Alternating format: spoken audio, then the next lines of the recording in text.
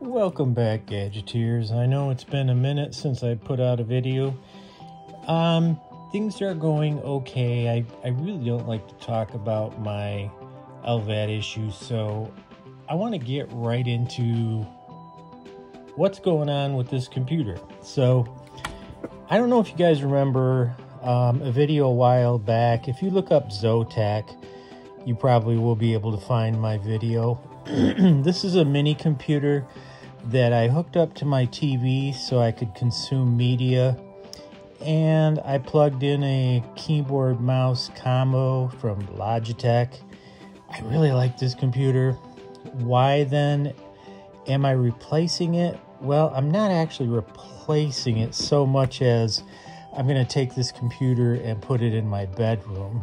But it was having problems working with my new TV, a Toshiba Fire TV.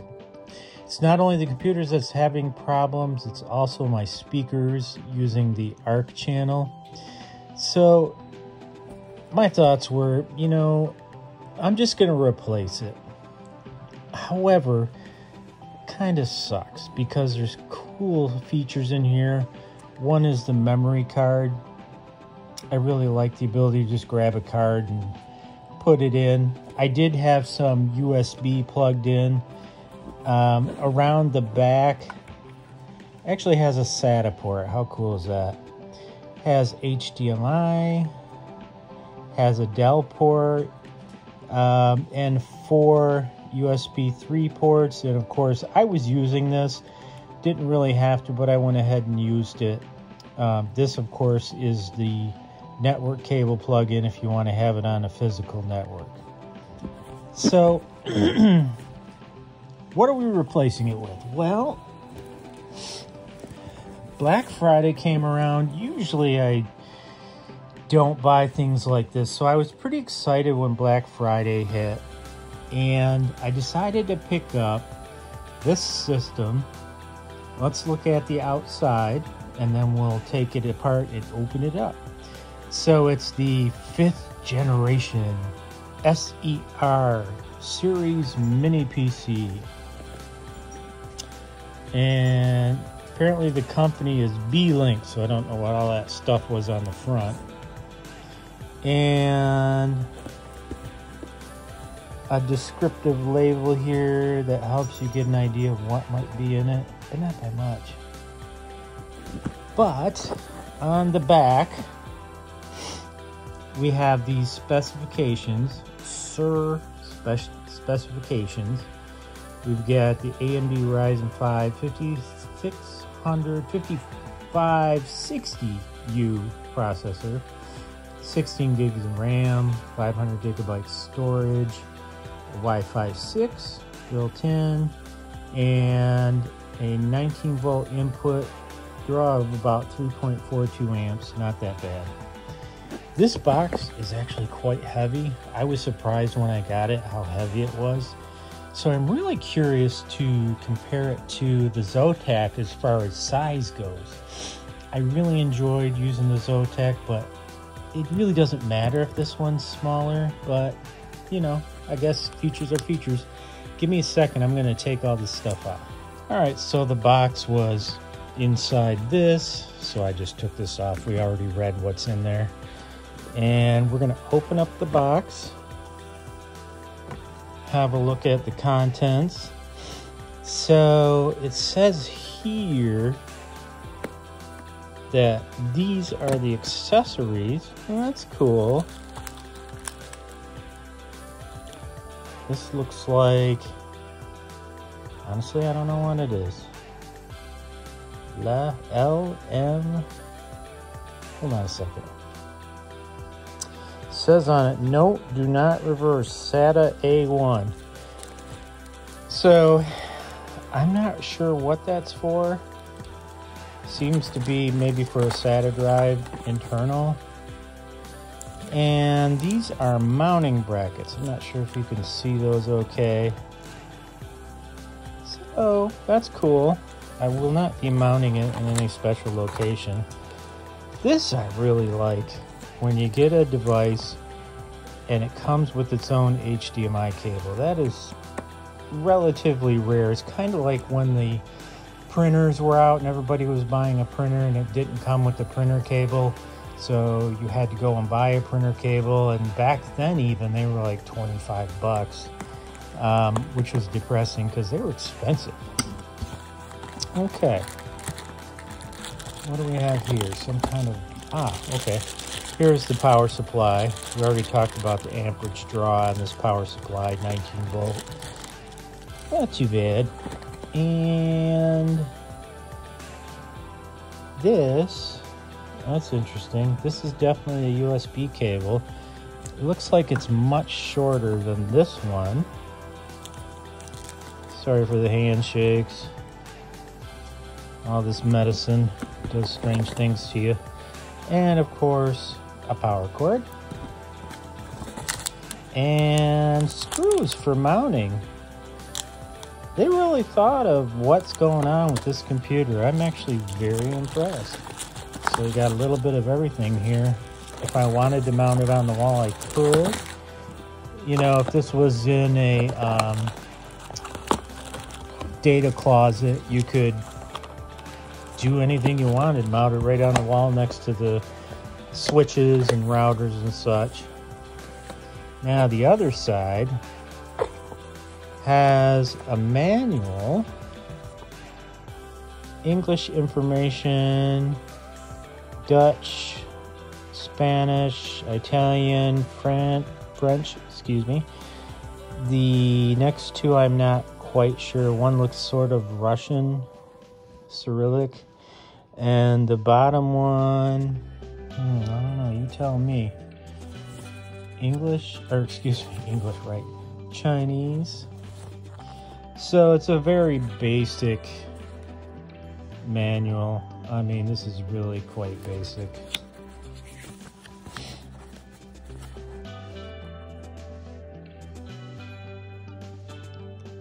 RAM and SSD installation, but that I assume has been done. Lord, I hope so. And we're already into another language. So 2 pages in the manual. Hard disk installation. What, you know, that they had that tiny little cable. I wonder if that has it. Yes, it does. I'll give you a close-up. Hopefully you can see that. And I like how it says, after turning off the power of the machine. Hint, hint. So this is some kind of adapter. Find the golden finger of the cable with the white side with the word SATA F on the seat and insert it. I'm really hoping I don't have to do all this. That it's got a drive already installed. And that's a general impression I got. Okay. And the computer itself, I'm gonna have to do this the hard way. So since I haven't seen any drive, I'm gonna assume that the drive is already installed. All right. Hopefully this computer will work okay. And there's probably an easier way to get this open, isn't there? Okay, well, it unwrapped. It wasn't hard at all. So here on the front, we've got a USB-C, which my other computer didn't have, and I could have made use of that. A bright reddish orange power button. Wow. 2 USB 3.1, maybe 3.2, hard to say. You know, the processor in the Zotac was I think it was some kind of Intel dual core, and it had 8 gigabytes of RAM, and it also had 500 gigabytes of storage because the person I bought it from actually put more storage in there for me. Looks like a vent here. No vents on the bottom. A plastic tab. quick setting button description. Press delete to enter BIOS setup. Press F7 to enter boot options menu. Not sure what this is. It's a rubber tab that's sticking through. The less I have to do, the happier I'll be. But anyway, on the side here, it clearly has some type of vent. The top feels like it's also a vent too. Can't be sure. Here's another vent on the top, and it has a wired connection, a USB 3X, and a USB 2. It looks like it can use the Dell port or the HDMI, and another vent on the side. So let's see what the size is.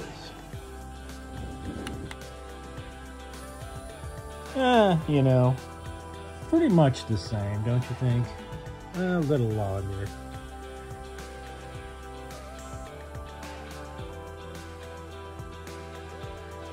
Hopefully this computer won't have a problem working with this TV. The TV's been more of a problem than anything, to be honest. So I'm not going to set it up right now, but when it comes time to set up, I will try to shoot a video and we'll take a look at it. I wanted to mention, I had questions as to why I use Windows on these computers. And the answer is actually pretty simple. I really don't care what operating system is installed as long as it's working. So the whole point being, it's, you know, you plug it in and it boots up. It'll have one of my USB drives connected to it, and I'll put some content on here to consume as well. So I just want it to work. I'm not really so much concerned with, you know, what operating system it has. Normally, you know, I would put Linux on it. Now, I will say, if I encounter any problems whatsoever, I'm just going to put Linux on it. And in the future, I may put Linux on it. Which, you know, if something's not going right, yeah, of course, I'm going to put Linux on it. This computer over here, the Zotac, was running fine with Windows 10. I didn't have any problems, so I just left it the way it was and started using it immediately.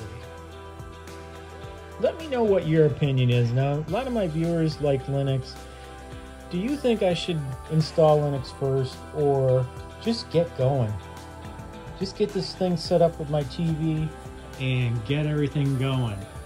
So there's my TV set up with our new media center, and this right here is another set of bookshelves, so just ignore that.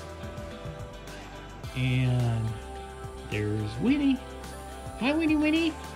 Winnie, Winnie, chicken dinny. And somewhere Meadow's hiding around here. Anyway, I'd be curious what your thoughts are. All right, well, there's Meadow. Hi, Meadow. And Turner in his favorite spot, right over the heater. And Winnie's hanging out over here again. Got some sleepy time dogs. So I did get a chance to hook up the computer. If you see that light at the bottom left-hand corner, just under the TV, that's the actual computer itself. And it is running Windows 11. I don't really ascribe much difference between Windows 10 and Windows 11. I guess it depends what you're doing with it. If you know you're a game player, there might be a huge difference to you, but all I'm going to do is put VLC on this and use it for the basics. I just want to watch some video on it that I have, and that's about it. So the installation went just fine. I did have to get some help from the interwebs to set up a local account instead of a Microsoft sign-in. I don't care for the Microsoft sign-ins. I have one somewhere, but to be honest, I haven't used it in years. So I I prefer the local account. And unfortunately, it's not offered when you do an installation of Windows 10 or Windows 11, but there is always a workaround. And I found a fantastic video on the internet that helped me out. And I'll put down here where I got the video from in case you're ever doing an install and you don't really want to have the Microsoft sign-in account either, but it does limit you in some ways. So just to warn you, there are some limitations. For example, you can't use the Microsoft Store, which is kind of silly, but what is that, Minecraft? If you enjoy Minecraft, you know, you got to get it from the store, the Microsoft Store, which is an app. And to the best of my knowledge, the last time I tried to download it, you cannot do it without a Microsoft account. Health-wise, I'm doing okay. I'm in cardiac rehab right now to try to give me as much strength in my body as possible. And I honestly do feel better because of doing the cardiac rehab. It's 3 times a week. It's aggressive, so when I get done, I'm usually tired, and I just don't want to do anything else after that. So I come home and I've got to take a nap. Sometimes I come home and I take a nap just to give me enough energy to get up and basically go to bed. Which doesn't bother me because overall I have more energy and I'm able to do a lot more than I normally would, and I really like that. It makes me able to get out more and do things. So yeah, it's worth it.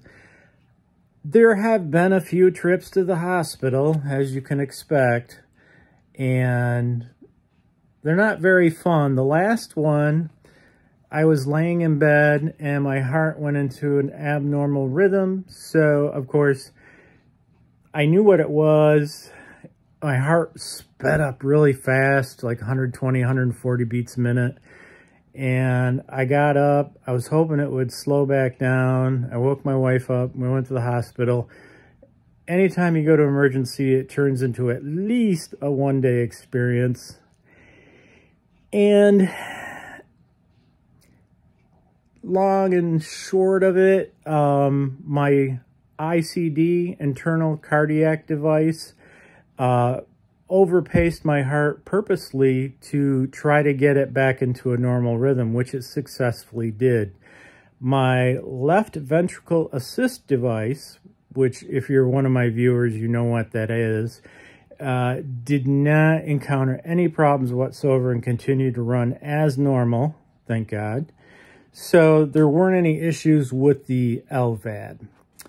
Why do I have an LVAD? Well, I have dilated cardiomyopathy due to a genetic defect in my heart. So the left side of my heart has weakened considerably. As a matter of fact, it's weakened so much, I simply wouldn't survive without the LVAD anymore. And I'm very thankful for having it. I had it put in 2020. And I'm really happy that I did it because I've had a wonderful 4 years. Things I got to do, the appreciation of life and seeing people, having friends, having family, activities. It's awesome. I've really come to enjoy life, and I hope you do too. Even if you're, 20-something and you're perfectly healthy, just don't take it for granted. You know how it is. You could get in a car accident tomorrow. So act as if, it might be your last day. And I'm doing something I enjoy. Say that to yourself. If you're miserable, maybe you should change. Like, if you don't like your job. I'm not saying walk in and quit and walk out. I'm saying think about it and maybe start looking for a new job that you would enjoy doing. Or at the very least, wouldn't hate. So that's my advice. So everything's going okay. That's why I say okay. There's surprises here and there. When I was in the hospital with the arrhythmia, the doctor I was talking to said, "We're going to let you go home this time." And I thought, oh yeah, well, well, what's the plan then? I mean, why wouldn't you let me go home? She said it's a first off. So, you know, it's only one situation where it's happened. I'm on the maximum medicine that I can take in a variety of types for arrhythmias and keeping my heart stable. So really can't change the medicine too much. If something goes wrong, it just goes wrong. I mean, I accept that. All right, folks, I'm going to get off here. Thank you for watching. Appreciate it. As always, I'll see you next time on Fast Gadgets.